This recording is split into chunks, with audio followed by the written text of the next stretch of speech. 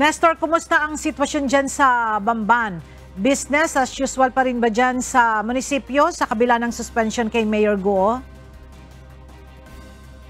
Magandang tanghali, Ella. Sa ngayon nga ay ramdam dito yung pagiging malungkot at tahimik dito sa munisipyo dahil dito sa pagkasuspindi kay Mayor Alice Guo. At ngayon nga kanina ay marami ding mga pumupunta rito na mga empleyado pero karamihan sa kanila ay hindi umarap sa amin para makipag-usap. Hindi ka nag-iisa, Mayor. We'll fight together, Mayor Alice Guo. We love you, we support you, we fight for you.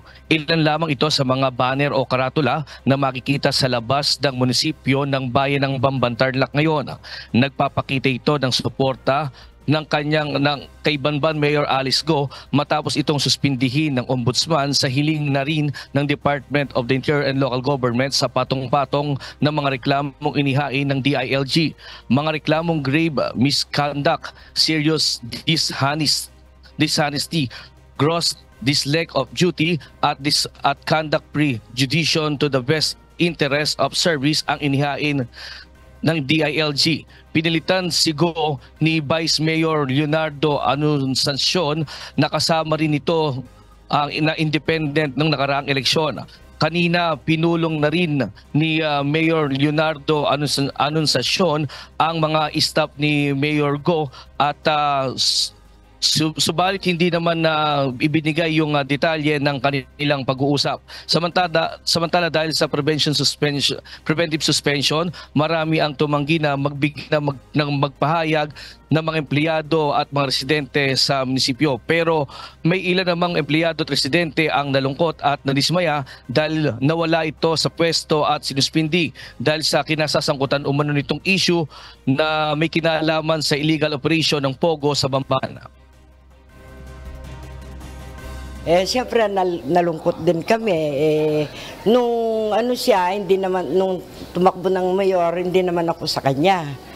Pero nung nakita ko ngayon, gumanda yung Bamban, umunlad, yun ang pinanginayangan ko. Pagkaalam namin kay Mayora, talagang mabait naman. Nagkaroon ako ng konting pagkadismaya, tsaka kalungkutan. Hindi lang ho ako, lahat kami rito.